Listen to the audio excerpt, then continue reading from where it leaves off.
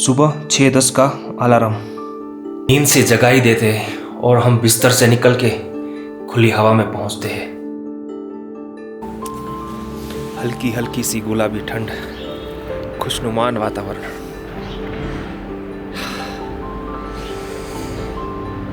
ठंड थोड़ी ज़्यादा है, इसीलिए सूर्य देवता अभी बहुत अच्छे लग रहे हैं। आंखें भी नहीं खुल पा रही। दोस्तों, घर से निकले आज मेरा 9वां दिन है और पदुम में मैंने 3 दिन स्टे किया था। उसके बाद कारगिल और कारगिल से सीधा लेह। अब सोच रहा हूँ कि यहाँ स्टे करूँ या फिर पैंगोंग के लिए निकल जाऊँ। लेकिन वेदर बहुत अच्छा है लेकिन ठंड बहुत है।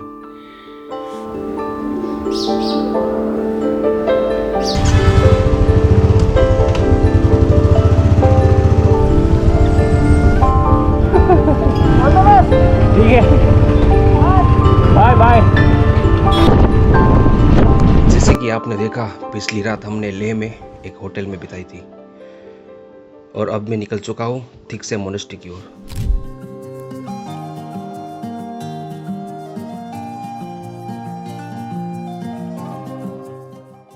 थिक्से मोनेस्ट्री एक बुद्धिस्ट मोनेस्ट्री है जो कि लेह से 19 किलोमीटर की दूरी पर लोकेटेड है, जिसका निर्माण 15वीं सेंचुरी में हुआ था।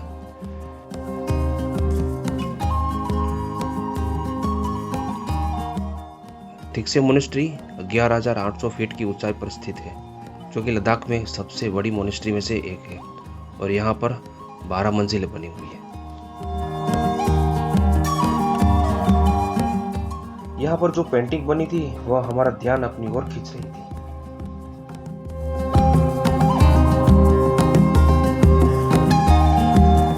थिक्से मोनेस्ट्री से निकलकर मैं अपनी जर्नी कंटिन्यू करने के लिए निकल गया जांगला पास की ओर, जो पैंगोंग जाने वक्त रास्ते में पड़ता है।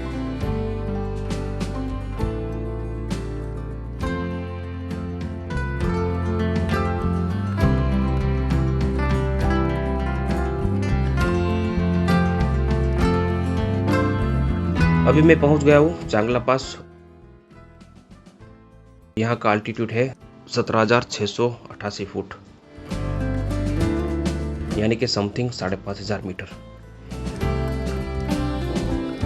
यहाँ पर ठंड बहुत ज्यादा थी, लगभग -7 इतनी तो होनी चाहिए।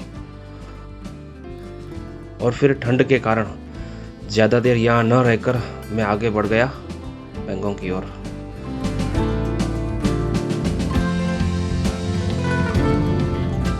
और थोड़ी देर में मैं पहुंच गया पैंगोंग लेक, जहां पर मैं दूसरी बार आया हूँ। फिलहाल यहाँ का वेदर बहुत ही अच्छा था और भीड़ भी कम थी। लेह से पैंगोंग 222 किलोमीटर की दूरी पर स्थित है और जिसके पानी का रंग दिन में समय के साथ साथ बदलता रहता है। ये इसकी बहुत बड़ी खासियत है। यहाँ पर 3 इडियट मूवी की शूटिंग भी हुई थी, जिसने इस लेक को फेमस बना दिया था। रात को मैंने पैंगोंग लेक के पास ही स्टे किया और सुबह के नज़ारे कुछ इस तरह खूबसूरत दिख रहे थे। पैंगोंग लेक 134 किलोमीटर लंबी है, जो कि 14,270 फीट की ऊंचाई पर स्थित है। पैंगोंग लेक पर हमें लगता है हम समुद्र किनारे खड़े हैं, क्योंकि यहाँ का पानी सॉल्ट वाटर है और ये समुद्र का भाग ही है। पैंगोंग से निकलते ही रास्ते ढूंढते ढूंढते, बड़ी मुश्किलें पार करते करते, लोगों को रास्ता पूछते पूछते मैं निकला अनले की ओर। अनले जाते जाते रास्ते में रेजांगला मेमोरी पड़ता है, तो मैंने सोचा क्यों न यहाँ पर जाया जाए और मैं पहुँच गया रेजांगला।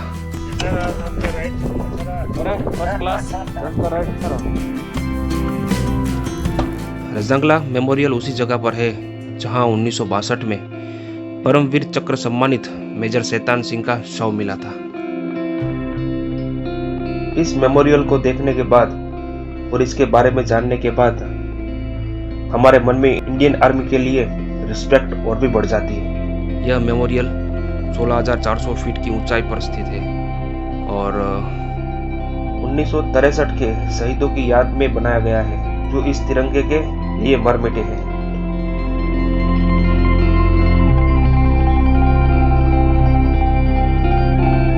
यहाँ इस मेमोरी को देखने के बाद और इसके बारे में जानने के बाद मैं पहुंच गया हनले। हनले में सुबह सुबह वेदर एकदम क्लीन था और हल्की हल्की धूप बहुत अच्छी लग रही थी यहाँ पर। Hi friends, how are you? मैं अभी हनले के अंदर हूँ बड़े से स्टार्स देखने के लिए। हनले में वेदर बहुत ही क्लीन होता है और स्टार्स यानी कि मिल्की वे बहुत अच्छी तरह दिखते हैं। तो मैं खास करके इसी के लिए आया था। और रात को आसमान में लाइटली बादल थे, घने बादल नहीं थे, लाइटली बादल थे और कुछ कुछ स्टार दिख रहे थे, कुछ कुछ नहीं दिख रहे थे। लेकिन मैं मिल्की वे का इंतजार कर रहा था कि कब मिल्की वे दिखे।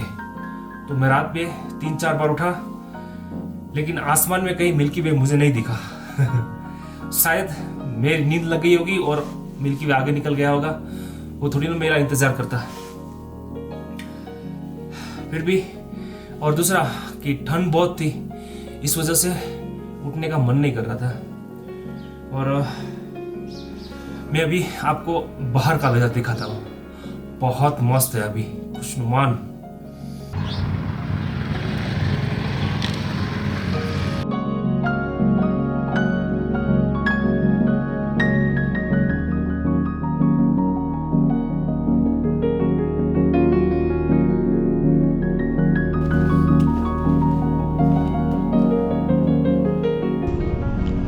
दूसरे दिन सुबह हम निकल गए 2 हाई मोटरेबल पासेस पर अपनी बाइक चलाने के लिए।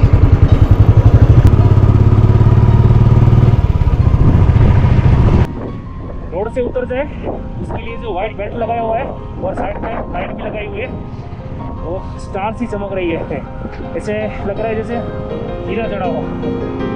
और फिर हम पहुंचे वर्ल्ड 6 हाईएस्ट मोटरेबल पास यानी कि फोर्टिला टॉप। और यहाँ से निकलकर हम पहुंचे world highest motorable pass Umling La, जिसकी हाइट थी 19,024 फीट। अब यहाँ पर पहुंचने के बाद आप अपने आप में ही गर्व महसूस करने लगते हैं, क्योंकि यहाँ पर बाइक चलाना और वो भी 19,024 फीट की ऊंचाई पर कोई आसान बात नहीं है। ऑक्सीजन लेवल बहुत ही कम हो जाता है।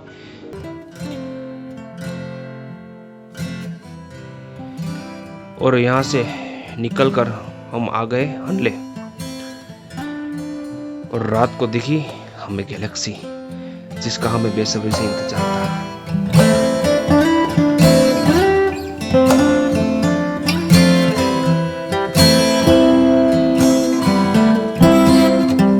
सुबह सुबह फ्रेश होने के बाद मैं निकल पड़ा इंडियन एस्ट्रोनॉमिकल ऑब्जर्वेटरी देखने के लिए। 14,764 फीट की ऊंचाई पर स्थित है, जिसको 1997 में हनले में बनाया गया था। यहाँ पर बहुत बड़ा टेलीस्कोप भी स्थित है।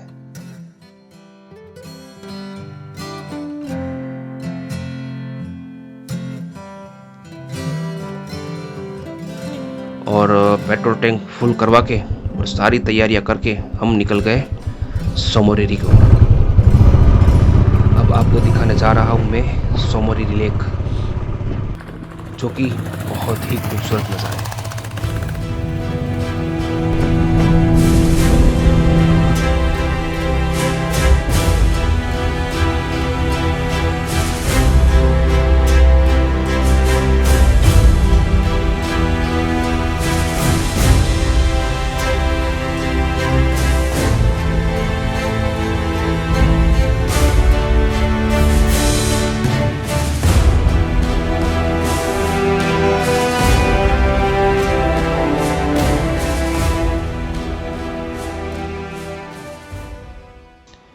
यहाँ पहुँचने के बाद हमने ढूंढा एक होम स्टे और रात उसी में बिताई।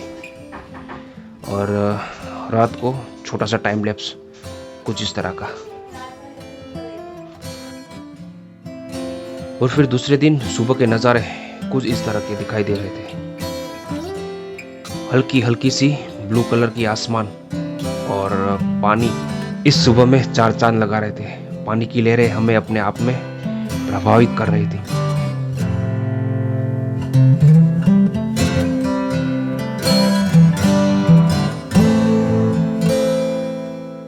सुबह के नज़ारे एंजॉय करने के बाद हम फिर निकल गए सोमोरी लेक किनारे अपनी बाइक चलाने के लिए,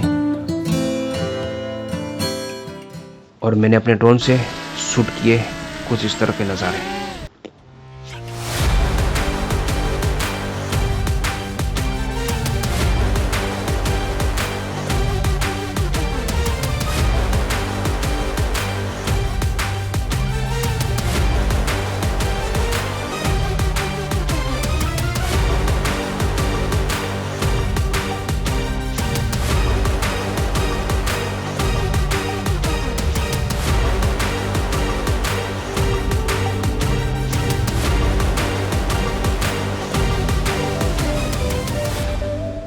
यह लेक मुझे पेंगोंग लेक की याद दिला रही थी, लेकिन यहाँ के पानी का रंग कुछ अलग तरह का दिख रहा था।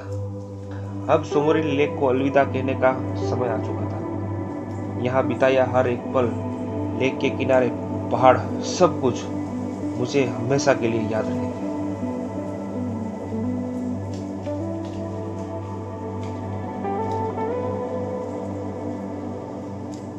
छुट्टी विंटर में होता है जब बर्फ गिरती है। बहुत सारी बर्फ गिरती है जब। अच्छा, हम तो देखो कितना पहन के आए, आपने तो इतना पहना ही नहीं है। तेरे को ठंडी नहीं लगती? नहीं लगती, क्या बात है। कैप, वाइट कैप, वारती का कैप। अच्छा वारती का कैप है। अच्छा,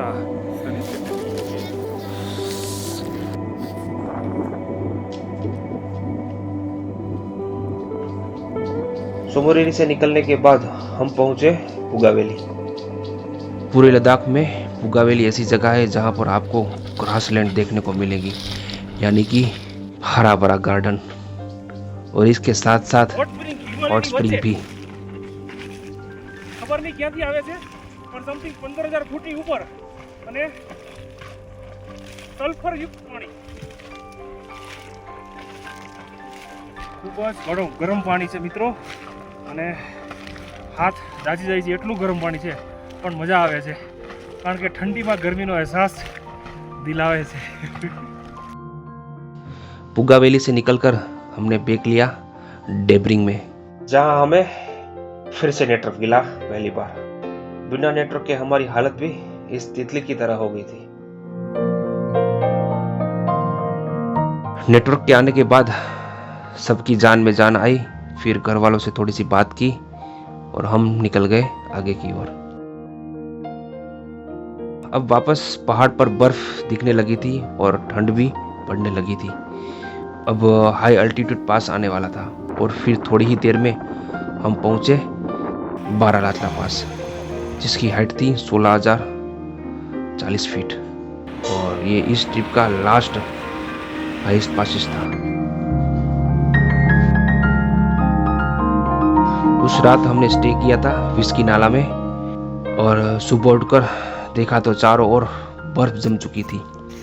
रात को जहाँ पर पानी बह रहा था वहाँ अब बर्फ की तरफ बन गई थी, और इसी तरह हमारी लद्दाख की ट्रिप भी यहाँ पर ख़त्म हो गई थी, और हम फिर निकल गए अपने घर की ओर। इस ट्रिप पर मुझे बहुत सारे एक्सपीरियंस मिले और बहुत सारी नई जानकारियाँ मिली, और ये ट्रिप ज़िंदगी भर याद रखने लायक बन गई।